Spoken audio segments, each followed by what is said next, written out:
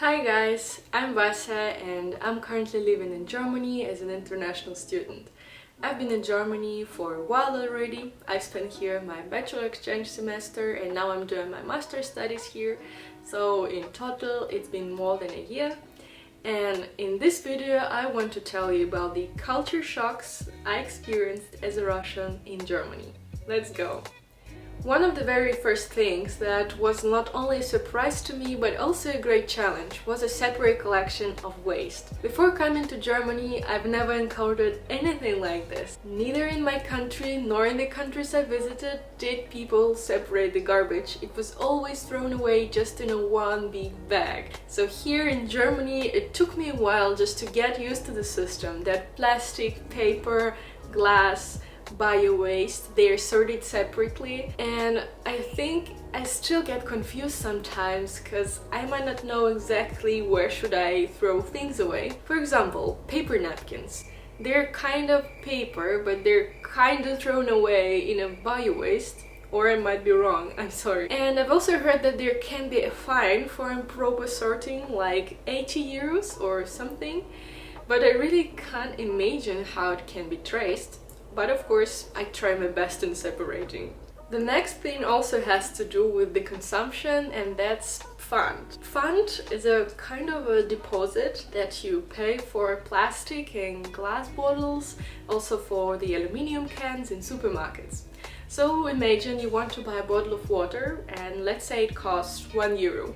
So then, below the price it will be written with the very small letters that you also have to pay 25 cents on top, and then you can just turn in this bottle and get your money back. So that's why it's very common to see people walking with large bags with empty bottles, and almost every supermarket in Germany has these bottle collection machines. And that is, people in Germany first pay a bit more for their bottles, but then they get their money back. First, this whole fun thing was a bit odd for me, especially until I got my first coupon. But now I think that it's just a very nice effort to motivate people bring their bottles for recycling. Another thing that was striking to me was the phenomenon of a silent Sunday, if I can call it like this. Originally it's Ruhetag, which is like a quiet day.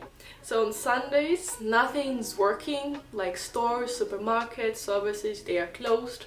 I think only cafes are open, and this day is made for leisure. People just go to the park, go to the church, they sit in a nice cafe drinking beer or coffee, and they spend so many hours chilling like this. But also, which is noteworthy about this whole phenomena, is that, as I understood it, it's forbidden to make noise on Sunday. For example, you shouldn't vacuum your apartment, or you shouldn't throw away glass, because it produces a lot of noise. In the city called Tübingen, where I lived for 6 months, I think it was forbidden to make noise on the streets in the city center, which is quite unusual. It wasn't that hard to get used to the silent part. It was much more difficult to get used to the fact that you have to do your grocery shopping at least on Saturday or even early. But I also think it's cool that many people have at least one day that's 100% off, which is Sunday. Beautiful.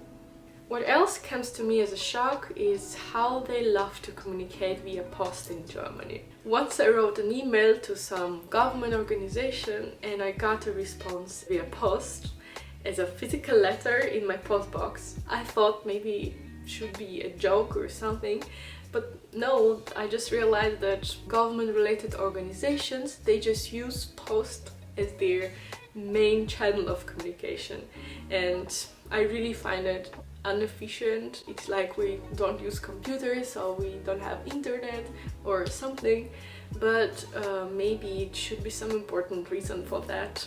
Next point might somehow relate to the previous one, I'm not sure, but I just find that many social spheres in Germany, they have a very low level of digitalization. And what bothers me in particular is the banking system. So I have this card from a German bank, but I can't use this card in the internet. I can only use it with the help of some additional services like PayPal or Klarna. But this card has some payment system installed like MasterCard or Visa, but local one.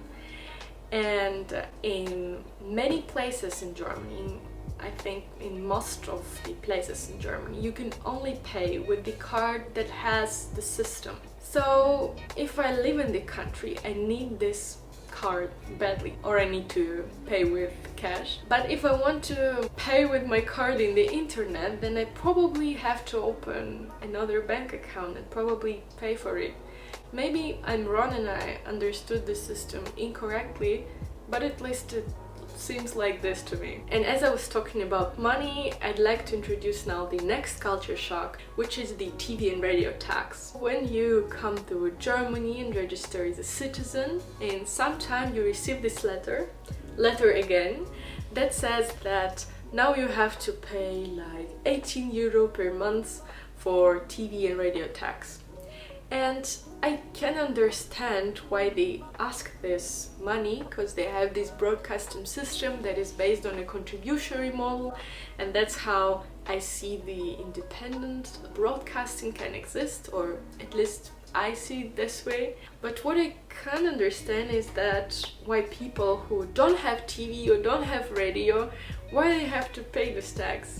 It's not that I'm against paying taxes, but coming from other cultural background, I'm just curious how and why things are working this way in Germany. That was it. I shared my culture shocks about Germany, and since we're all different, I'll be curious to know about you guys.